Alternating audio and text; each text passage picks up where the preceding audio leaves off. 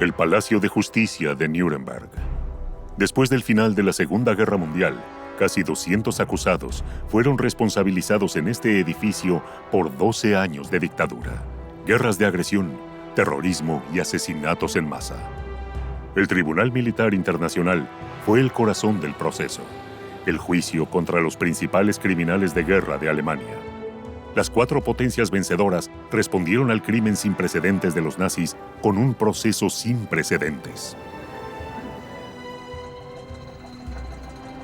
El 20 de noviembre de 1945, 20 altos mandos nazi son conducidos en el ascensor a la sala 600. Hermann Göring, el ex mariscal del Reich, representa de buen grado el nazi número 1. Le sigue el gran almirante Karl Dönitz, a quien en su testamento Hitler nombró presidente del Reich, y el adjunto de Hitler, Rudolf Hess. Los acusados no mostraron rastro de remordimiento. Era parte de su orgullo insistir en que lo habían hecho todo bien y que lo volverían a hacer. Son acusados de conspiración para librar guerras de agresión, cometer crímenes de guerra y crímenes de lesa humanidad. En el banquillo de los acusados se encuentran ministros sin escrúpulos e ideólogos fanáticos, militares despiadados y bárbaros ejecutores de la locura de Hitler.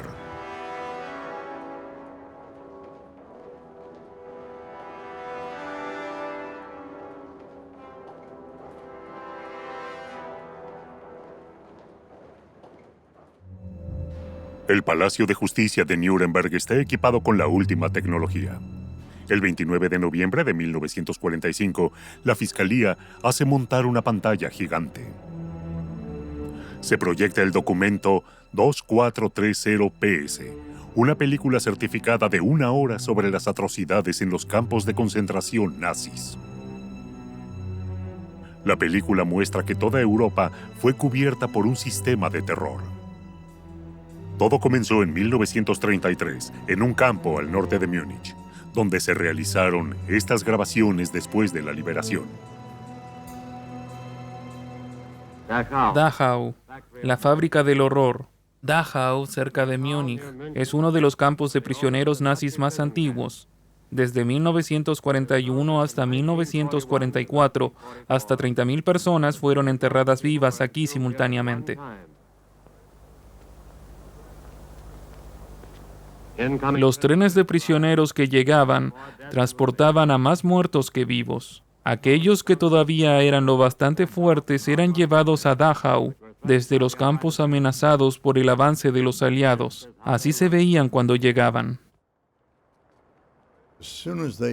Cuando vieron las imágenes, se vinieron abajo. De hecho, algunos lloraron. No creo que lloraran por los judíos muertos. Lloraban porque sabían que si estas imágenes se veían en todo el mundo, no tenían ninguna posibilidad de evitar la ejecución. Camarógrafos británicos filmaron estas escenas en un campo liberado cerca de Celle. Esto fue en Bergen-Belsen. Los guardias de la SS fueron obligados a limpiar el campamento. Estas imágenes consternan a los acusados que hasta ese momento estaban tan seguros de sí mismos. Algunos respiran con dificultad, otros bajan la cabeza. El ministro de Economía, Walter Funk, llora. Julius Streicher se niega a creerlo. Incluso la indiferencia de Hermann Göring parece haber desaparecido. Era una tarde tan agradable, dice, hasta que mostraron esa película. Eran escenas que evidenciaban que habían sucedido cosas increíbles. Y por supuesto, había que preguntarse si era realmente posible que los altos mandos no supiesen nada. Me di la vuelta y les pregunté a Göring, Dönitz y Hess, ¿realmente nadie lo sabía? Göring hizo este comentario. Bueno, ya sabes cómo es. Los de arriba no se enteran de mucho.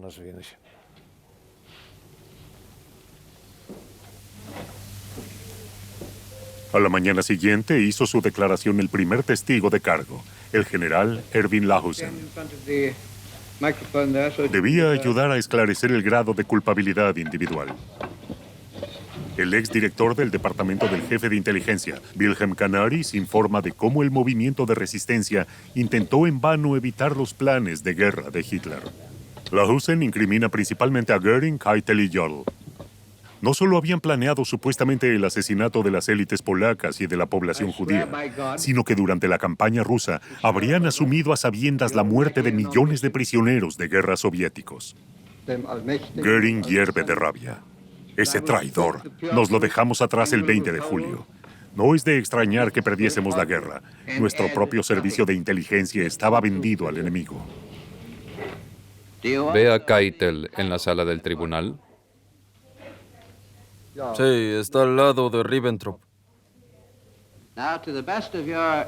De buena fe, ¿puede explicarle al tribunal con el mayor detalle posible lo que se dijo y se hizo exactamente en esa conferencia en el tren del Führer? Lahusen recuerda una conversación durante la campaña polaca en septiembre de 1939 en la que se trató la destrucción de Varsovia. Hitler y Göring decidieron personalmente hacer bombardear la capital. Keitel y Jodl, según Lahusen, también habrían aprobado el asesinato de prisioneros de guerra en la campaña contra la Unión Soviética.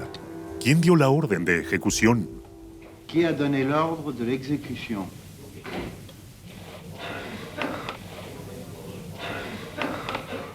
No leí la orden en sí.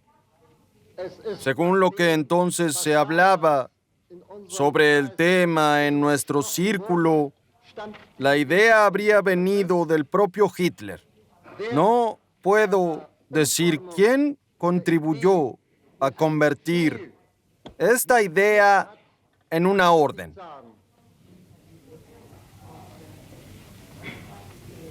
El juez estadounidense Francis Biddle insiste. Me gustaría preguntarle al testigo si las órdenes de matar a los rusos en relación con el tratamiento de los prisioneros también estaban por escrito.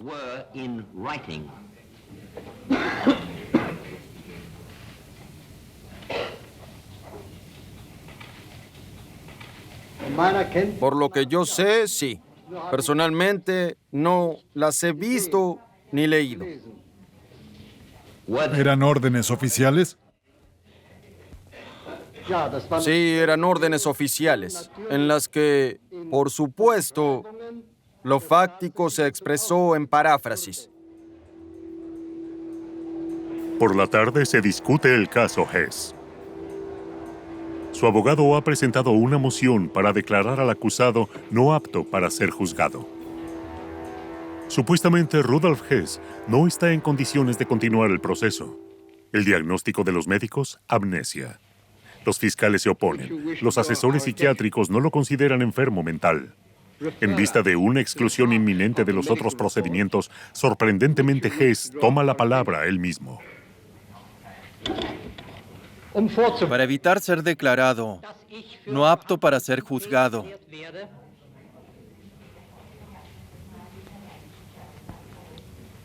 pese a que deseo participar en los procesos futuros y recibir la sentencia junto a mis camaradas, hago a la Corte la siguiente declaración. Aunque originalmente quería hacerlo recién en una etapa posterior del proceso. A partir de ahora, mi memoria también está disponible para otros.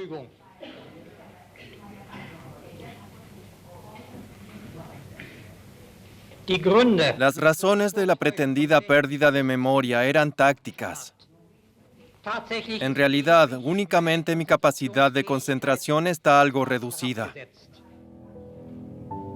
Hasta ahora, uno de los acusados no era apto para ser juzgado.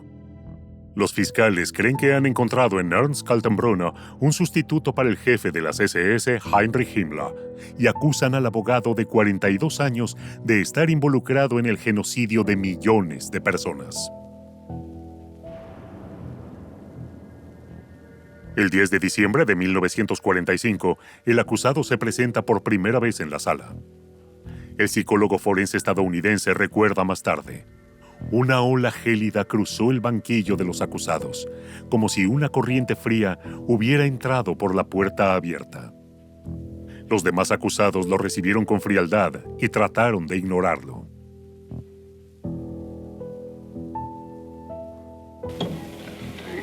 Ahora debe declararse culpable o no culpable. Creo que no haberme hecho culpable.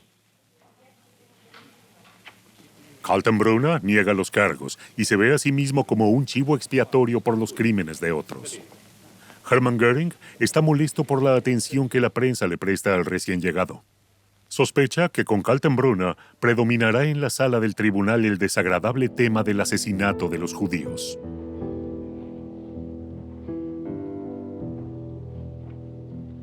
En particular, durante las pausas, el psicólogo judicial Gustav Gilbert aprovecha la oportunidad de escuchar a escondidas las conversaciones que los acusados tienen entre sí. Además, tiene acceso libre a las celdas. Su diario, publicado por primera vez en 1947, aún influye en la imagen del juicio de Nuremberg hasta el día de hoy.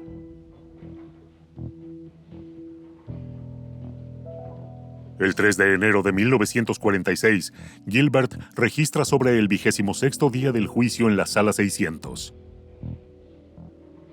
Parecía que los acusados hubiesen quedado paralizados cuando un oficial alemán confirmó definitivamente la realidad y la vergüenza de los asesinatos en masa.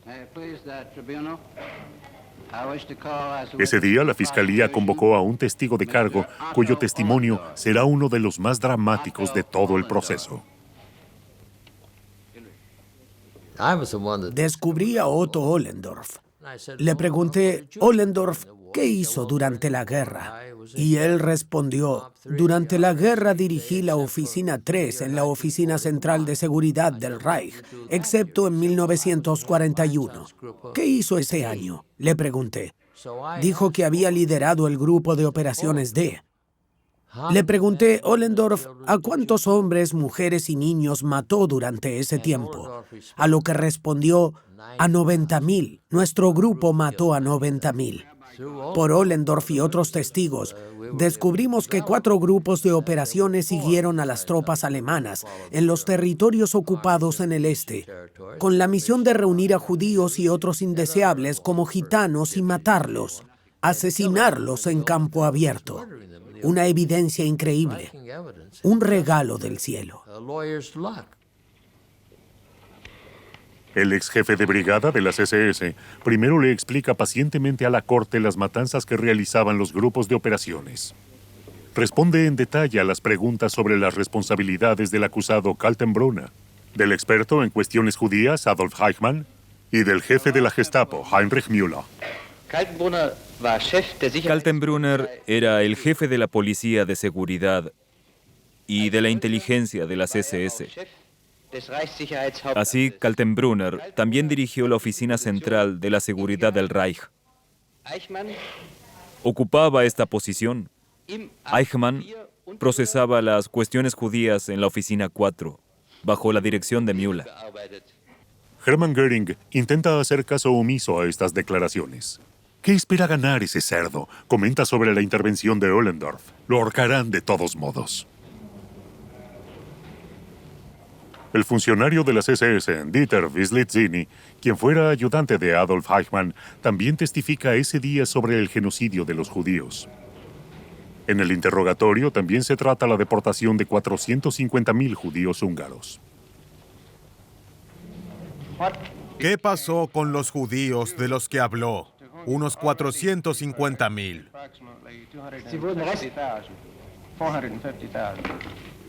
Fueron llevados a Auschwitz en su totalidad, donde fueron sometidos a la solución final. ¿Significa que fueron asesinados? Sí, con la excepción de alrededor del 25 al 30% que fueron utilizados con fines laborales. Me siento mal cuando veo cómo los alemanes venden sus almas al enemigo, dice Göring, irritado. Sesión tras sesión, los fiscales de las 4 potencias vencedoras presentan su material incriminatorio. Por primera vez, El público mundial puede ver imágenes de Auschwitz presentadas como prueba por los fiscales soviéticos. Las imágenes fueron grabadas cuando el Ejército Rojo llegó al campo de exterminio a fines de enero de 1945. Los alemanes que huyeron habían arrastrado a la mayoría de los prisioneros sobrevivientes al oeste en marchas de la muerte, dejando en el campo solo a los que no podían marchar y a los enfermos.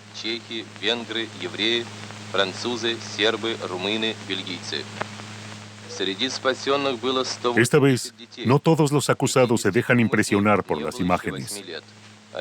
Hermann Göring finge leer un libro, bosteza aburrido y de vez en cuando le hace un comentario sarcástico a Hess y Ribbentrop. Todo eso sería solo propaganda soviética.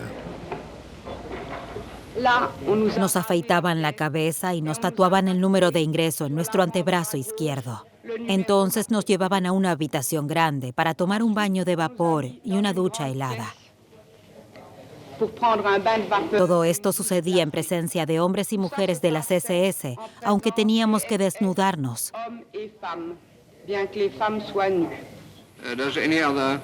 Informe sobre la llegada al campo de concentración de Auschwitz.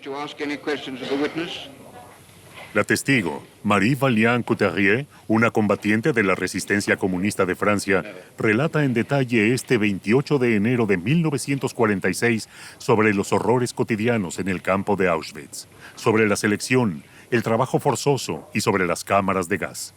El juez le exige a la defensa que le haga preguntas a la testigo. Hay un silencio confuso.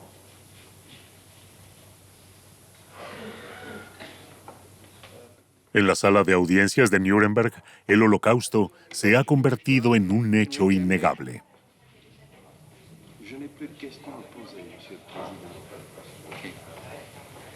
La testigo puede retirarse.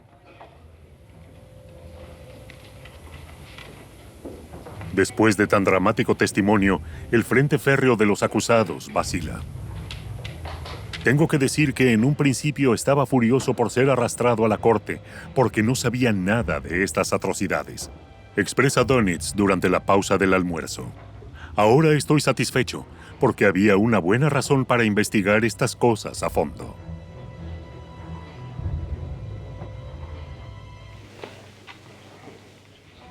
Después de 76 días de juicio, a principios de marzo de 1946, la Fiscalía cierra la aportación de pruebas. Los abogados defensores siguieron las declaraciones de la Fiscalía durante semanas, haciendo ocasionalmente comentarios o interrogando de forma cruzada a los testigos. Ahora es el turno de sus clientes para confesar o refutar la evidencia. En la sala 57 del Palacio de Justicia, los abogados defensores tienen la oportunidad de hablar con sus clientes.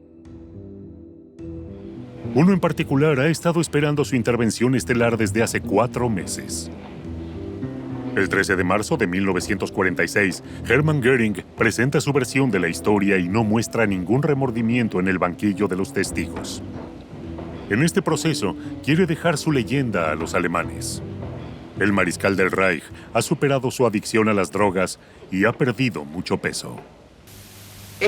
Personalmente, ya que solo puedo hablar por mí mismo, he hecho todo lo que de alguna manera estaba en mi poder para fortalecer y agrandar el movimiento nacional socialista y he trabajado diligentemente para llevarlo al poder a toda costa, al poder único. A Jackson no le preocupa no tener suficientes pruebas de los crímenes. No necesita una confesión de Göring. La Fiscalía ha recopilado una amplia documentación con muchos documentos firmados por Göring. Jackson teme, sin embargo, que Göring pueda utilizar su declaración para despertar entre los alemanes un nuevo entusiasmo por el nazismo. Robert Jackson es un fiscal experimentado. Sabe exactamente cómo reducir una gran cantidad de pruebas a lo esencial, qué hechos son importantes y cuáles no, para poder resolver las cuestiones cruciales. Después de 3 días de una desenfrenada expresión personal, comienza el tan esperado interrogatorio cruzado del fiscal general estadounidense. Jackson está decidido a no darle a Göring la oportunidad de seguir dando grandes discursos.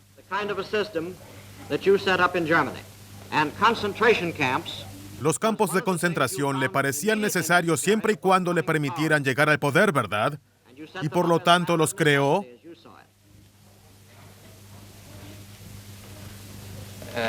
La traducción fue deficiente, demasiado rápida, pero de todos modos creo haber entendido el sentido de lo expuesto. Me pregunta si hubiese creído necesario instalar inmediatamente campos de concentración para eliminar en ellos a la oposición. ¿Eso es correcto? Cuando Jackson lo presionó, Göring se dio cuenta de lo que estaba pasando y se volvió verborrágico y evasivo. Sus respuestas eran largas declaraciones. Entonces dijo algo así como, ustedes hacen lo mismo en los Estados Unidos, en Gran Bretaña, etc. No hay diferencia. ¿Quiere decir que todas estas cosas eran necesarias? Sí, estas cosas eran necesarias debido a la oposición existente. Cuando le preguntamos a Göring sobre los crímenes que había cometido, como la persecución de los judíos, se derrumbó. Estaba acabado, porque con lo que sabíamos sobre su papel en la persecución de los judíos, podíamos destruirlo. No tenía nada más que decir. Jackson ha logrado su objetivo. Göring no abandona el escenario como el nuevo Führer, sino que fue condenado sobre la base de sus propias declaraciones. Tenía a los mejores abogados en mi contra, comentó el acusado en el interrogatorio cruzado.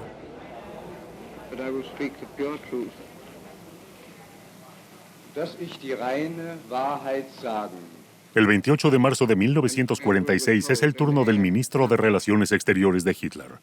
Joachim von Ribbentrop es despreciado por sus coacusados como un patético debilucho. La fiscalía lo acusa principalmente de crímenes de guerra y órdenes de deportación. El principal argumento exculpatorio de Ribbentrop siempre sometió su opinión incondicionalmente a Adolf Hitler.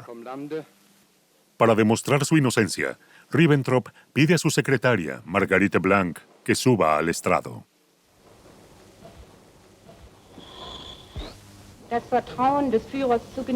Disfrutar de la confianza del Führer era su mayor placer.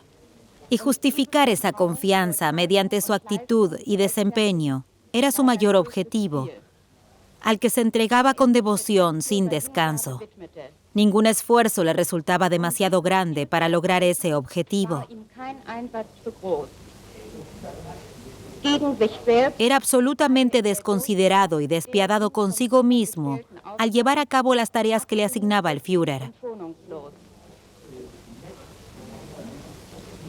A sus subordinados solo les hablaba de Adolf Hitler con la mayor admiración. La opinión unánime en el banquillo de los acusados es que el canciller estaba acabado. Göring lo expresó de esta manera: Ribbentrop está hecho polvo.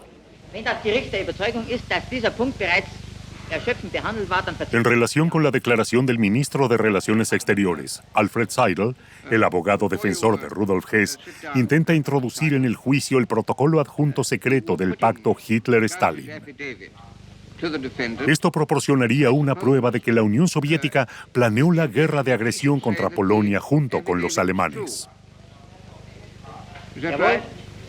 La delegación soviética intenta por todos los medios evitar que se lea el vergonzoso documento.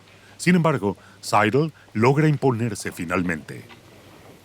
Wilhelm Keitel es el oficial de más alto rango de las Fuerzas Armadas alemanas ante el Tribunal de Nuremberg. Como todos los oficiales militares, él también opina que no debería ser obligado a rendir cuentas. Sin embargo, en el proceso, Keitel no se refugia en la obediencia debida. Aunque asegura haber protestado contra las órdenes criminales, asume la responsabilidad de su ejecución.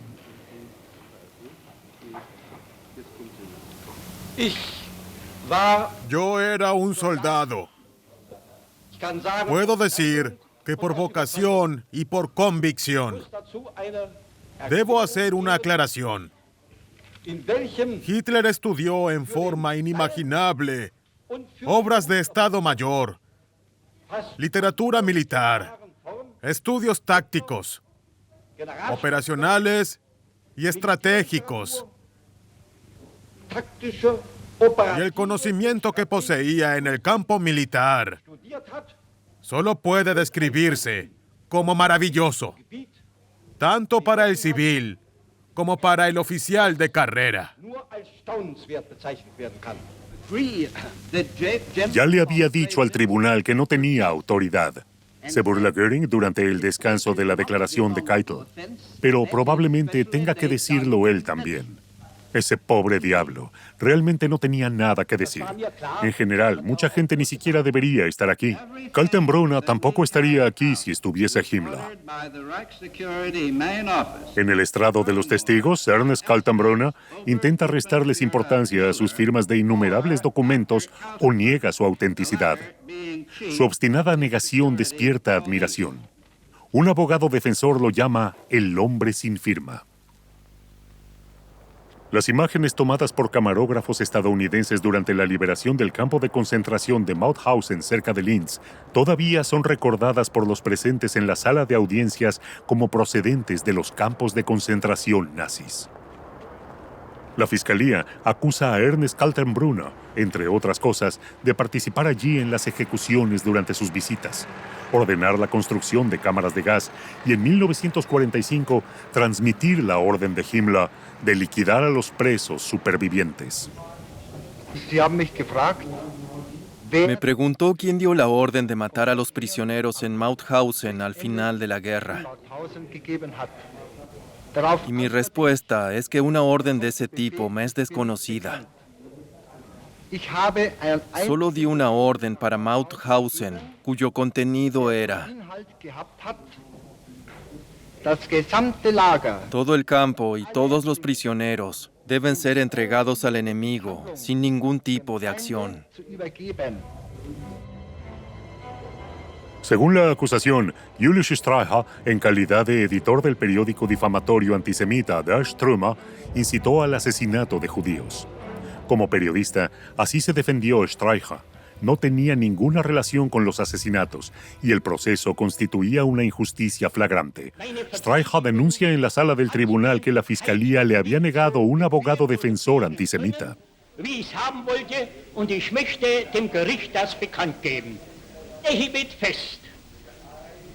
Me gustaría darle a conocer a la Corte lo siguiente.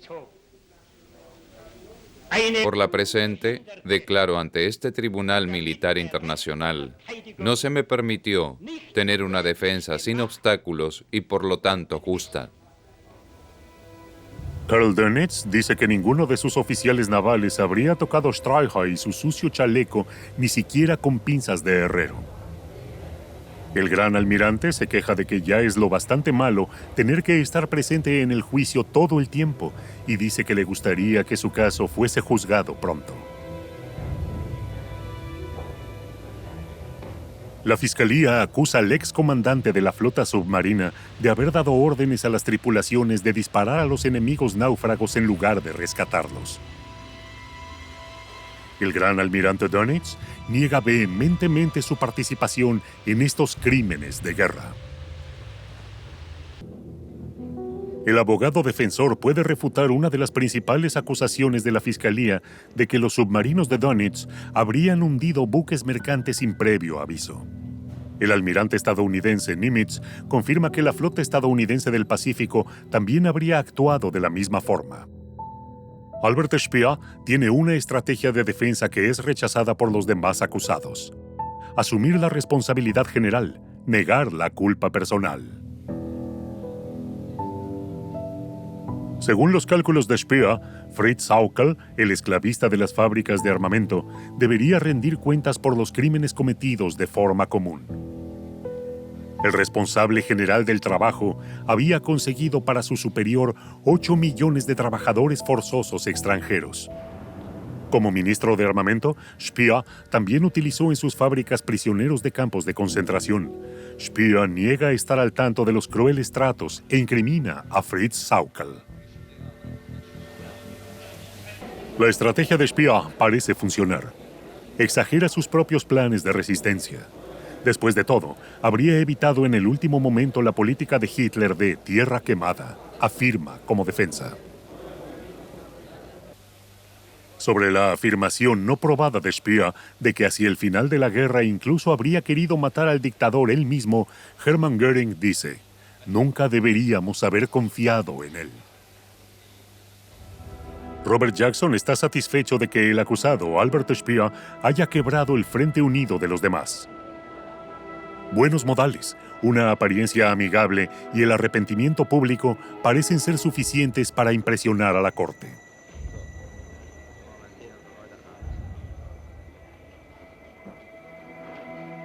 Después de más de 200 días de juicio, los 8 jueces se retiran. Solo ellos deciden sobre las sentencias y las penas.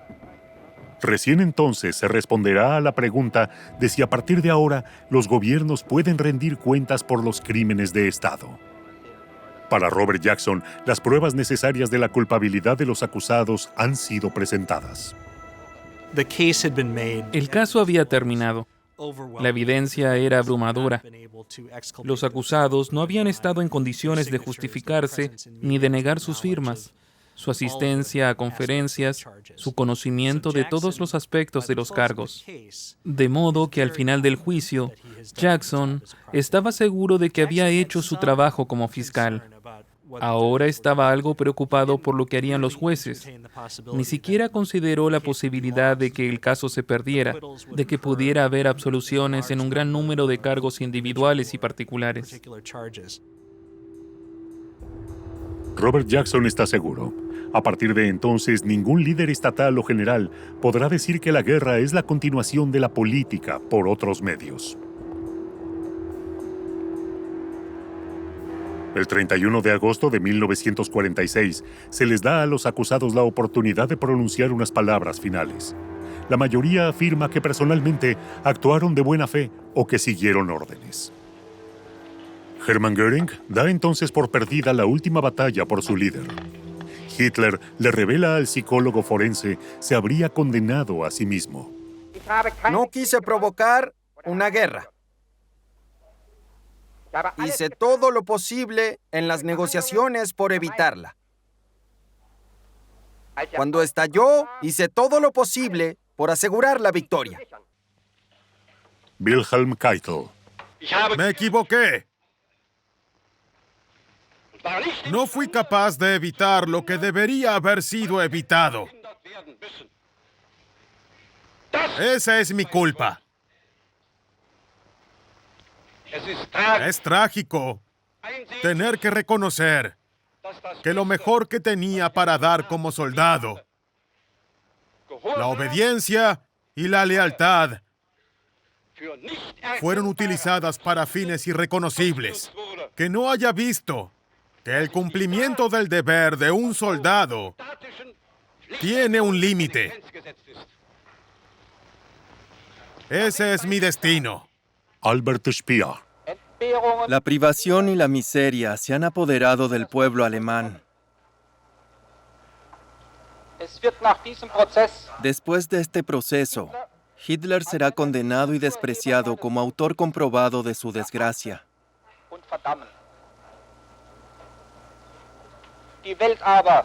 Pero el mundo aprenderá de estos acontecimientos, no solo a odiar a la dictadura como forma de gobierno, sino a temerla. Los jueces deliberan durante 4 semanas. El núcleo de la acusación, el cargo de conspiración, preocupa especialmente a los estadounidenses. ¿Puede verse un conspirador infame en un impotente obsecuente como Wilhelm Keitel? ¿O todos los involucrados en estos crímenes desmesurados se esconden sencillamente detrás de Hitler? Algunos veredictos se deciden rápidamente. Otros acusados generan mucha controversia. Los jueces franceses rechazan la pena de muerte, así como la absolución. Los jueces soviéticos están convencidos de que todos, sin excepción, no merecen la vida.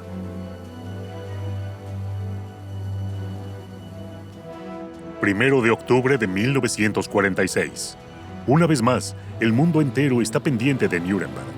Ese día, el Tribunal Militar Internacional decide el destino de los líderes nazis acusados.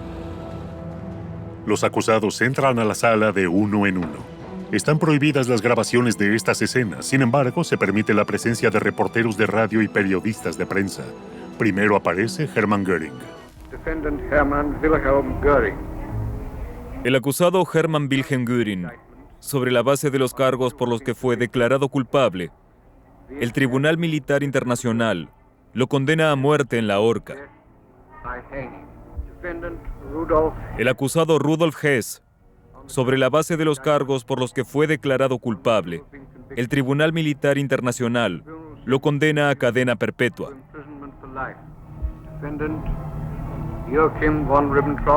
El acusado Joachim von Ribbentrop, sobre la base de los cargos por los que fue declarado culpable, el Tribunal Militar Internacional lo condena a muerte en la horca. El acusado Julius Streicher, sobre la base de los cargos por los que fue declarado culpable, el Tribunal Militar Internacional lo condena a muerte en la horca. Todos los acusados recibieron sus sentencias. Ese día, 3 fueron absueltos, 7 recibieron diferentes penas de cárcel y 12 recibieron la pena de muerte. Aceptaron las sentencias con gran solemnidad. No hubo arrebatos de emoción en la sala. Fue un evento muy formal. Para Alfred Jodl y Wilhelm Keitel, Fritz Saukel y Ernest Kaltenbrunner, Hans Frank y Alfred Rosenberg, el veredicto también es muerte en la horca. Martin Bormann es condenado a muerte in absentia. Baldur von Schirach y Albert Speer reciben 20 años de prisión. Karl Dönitz, 10. El vicecanciller de Hitler, Franz von Papen, el presidente del Reichsbahn, Hjalmar Schacht, y el empleado de Goebbels, Hans Fritzsche, son absueltos y se muestran aliviados ante la prensa.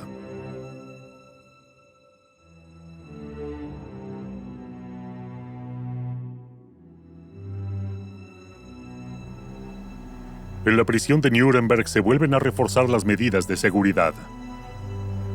No quieren arriesgarse al suicidio de alguno de los condenados a muerte. Los 11 deberían estar listos para la horca. En sus celdas, los líderes nazis se preparan para la ejecución. Hermann Göring pide que le disparen. Su solicitud es rechazada. Hace meses se hizo amigo del guardia estadounidense Tex Willis, quien al parecer, a cambio de una foto firmada, saca utensilios para Göring del maletero.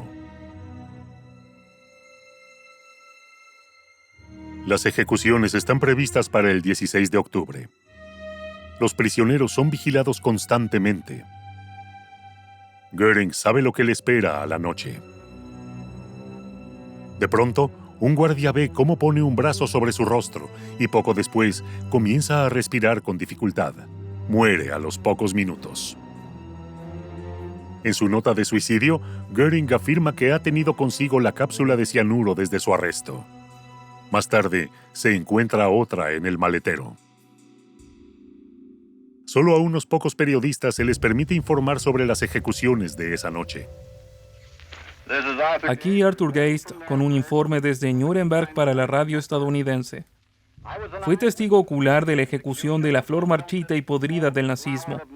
Allí, en la gran sala de 43 por 78 pies, que las Fuerzas Armadas utilizaron hasta el domingo pasado para sus juegos de baloncesto, encontramos la cámara de ejecuciones. Pasaban apenas 7 minutos de la 1, hora europea, cuando el sargento estadounidense Woods y su asistente subieron a la plataforma y ocuparon sus lugares con una cuerda y una capucha. En la prisión se dieron órdenes de traer de la celda 7 al exsecretario de Relaciones Exteriores alemán, Joachim von Ribbentrop. Subió lentamente los 13 escalones. Ribbentrop reaccionó de manera extraña al permiso otorgado para pronunciar sus últimas palabras. Habló enfáticamente, cito, «Que Dios proteja a Alemania. Que Dios tenga misericordia de mi alma». Luego, la capucha, la trampilla, y von Ribbentrop moría a la 1:29, 15 minutos después. Wilhelm Keitel, de 62 años, pálido y vestido de verde, ya había sido traído acompañado por una escolta de 3 militares y un pastor protestante. Se abrió la trampilla en la plataforma número 2 y la muerte ocurrió a la 1:33. Profundamente perturbado, pálido, claramente reconocible por sus cicatrices, el doctor Ernst Kaltenbrunner, de 43 años, subió los escalones e hizo su última declaración. Lamento los crímenes cometidos, pero por los que yo no tengo ninguna culpa. Buena suerte, Alemania. Todos esperábamos que durante el procedimiento sonara el grito de Heil Hitler. El fanático antisemita Julius Streicher gritó este saludo mientras subía los 3 escalones y continuó con las palabras: «Ahora voy con Dios». A Streicher, uno de los personajes más despreciables de la historia alemana, le costó aceptar la inminencia de su muerte. El cadáver de Hermann Göring es llevado con los demás y es fotografiado. Los restos de los líderes y militares nazis son llevados a Múnich esa misma noche e incinerados. Las cenizas se esparcen en un afluente del Isar. Los condenados a penas de cárcel son llevados a la prisión para criminales de guerra de Spandau, Berlín. El general Telford Taylor organizará los denominados juicios posteriores en los próximos años.